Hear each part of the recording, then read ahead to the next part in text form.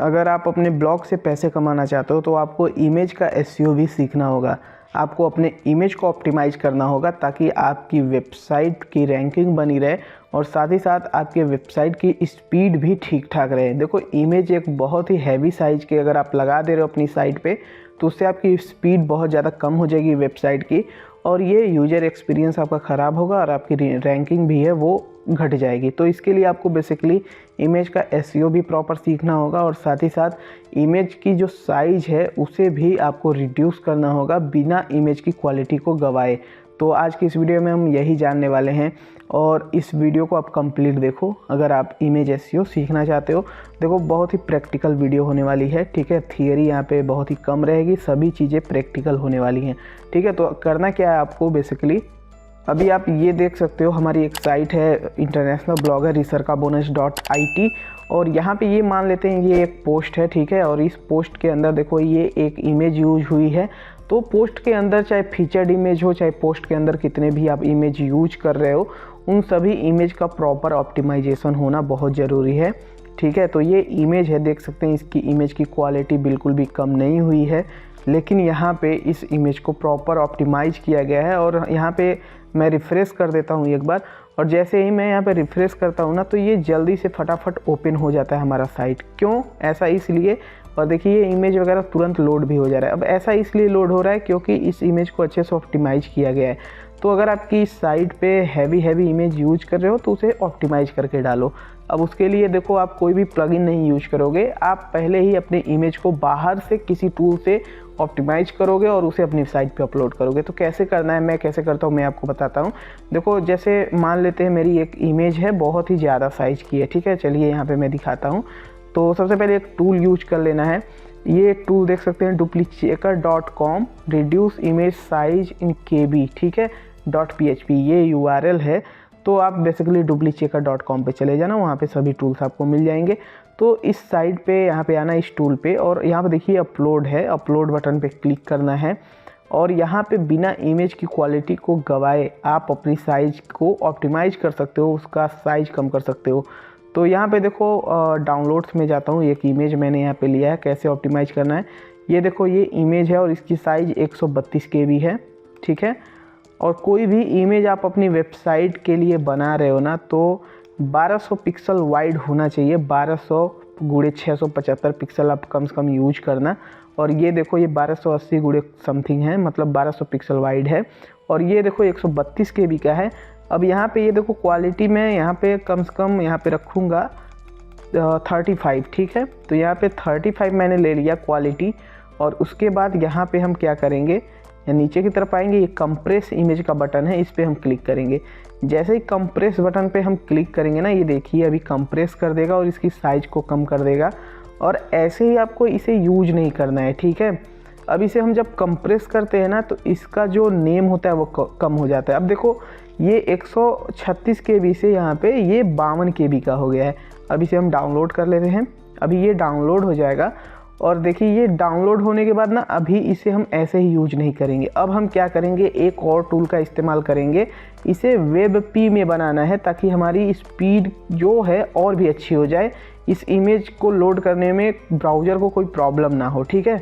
तो यहाँ पे देखो हम इसे JPG टू WebP में कन्वर्ट करेंगे। तो यहाँ से चूज फाइल पे क्लिक करना है और इस साइट का URL है convertio.co JPG-WebP। तो ये URL है, कन्वर्टियो पे आप आ जाना, ये साइट है।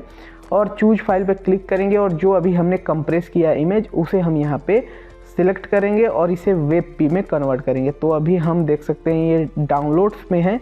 अब देखो ये कैसियो था इसका नेम, लेकिन अब देखो जब हम उसे कन्वर्ट किए हैं तो देखो इसका रैंडम सा कुछ नाम आ गया।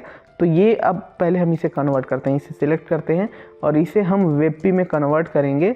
अब देखिए कन्वर्ट बटन है, कन्वर्ट बटन पे क्लिक करेंगे। अभी देखो ये 52 KB का है। अभी जब हम WebP में कन्वर्ट करेंगे तो इसकी साइज़ थोड़ा और कम हो जाएगी, ठीक है।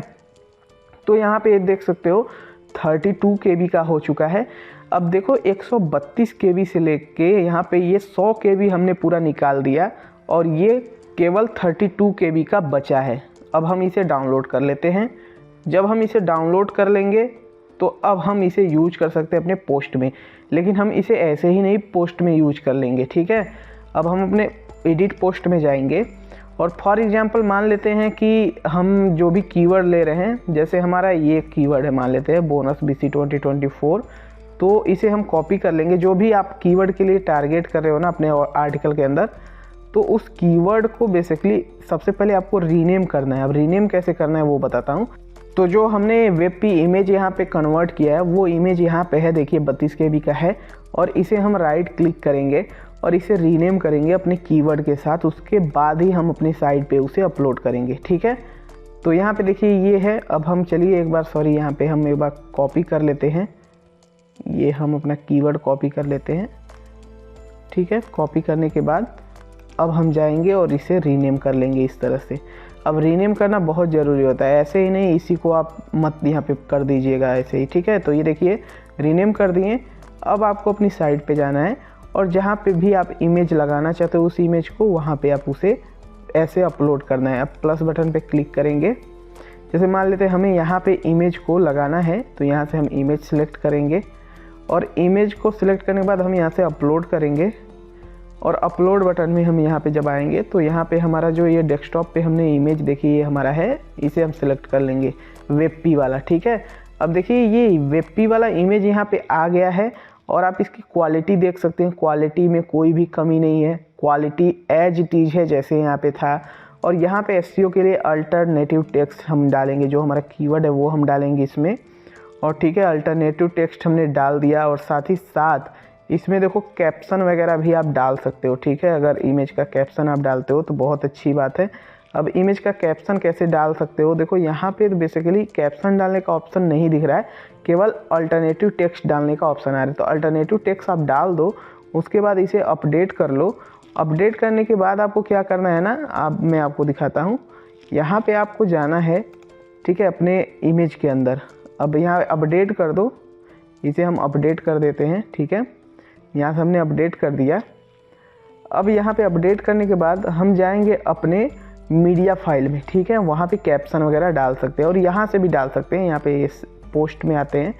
पोस्ट में आने के बाद यहाँ पे हम एक बार इस फीचर्ड इमेज में जो इमेज अपलोड की वहाँ पे क्लिक करेंगे और मीडिया लाइब्रेरी में जाएंगे। और मीडिया लाइब्रेरी में जाने के बाद ये देखिए वॉच वाला है, इस पर हम क्लिक करेंगे और यहाँ पे भी हम अल्टरनेटिव टेक्स्ट अपना डालेंगे, ठीक है। देखिए अल्टरनेटिव टेक्स्ट और कैप्शन भी हम यहाँ पे डालेंगे और डिस्क्रिप्शन भी डाल देंगे, मतलब इमेज के बारे में थोड़ा लिख देंगे। और यहाँ पे हम क्या करेंगे, कहीं पे भी क्लिक कर देंगे साइड में, तो देखिए यहाँ पे सेव्ड हो जाएगा। तो इस तरह से बेसिकली आप क्या कर सकते हो ना, कैप्शन भी डाल सकते हो और इसे अब आप अपडेट कर सकते हो, ठीक है। तो इस तरह से इमेज को प्रॉपरली SEO इमेज का करिए, उसे ऑप्टिमाइज करिए ताकि बेसिकली आपको प्रॉब्लम ना हो, ठीक है। आपका इमेज अच्छे से गूगल में रैंक हो। अब देखो अगर ये वीडियो अच्छा लगा हो, वीडियो को लाइक करना। ब्लॉगिंग से आप और भी बहुत सारी चीज़ें होती हैं ब्लॉगिंग में, केवल इमेज का SEO ही नहीं होता है। तो उसके लिए आप चैनल पे जाओ, बहुत सारी वीडियोज़ देखो और ब्लॉग को अपने ग्रो करो। धन्यवाद।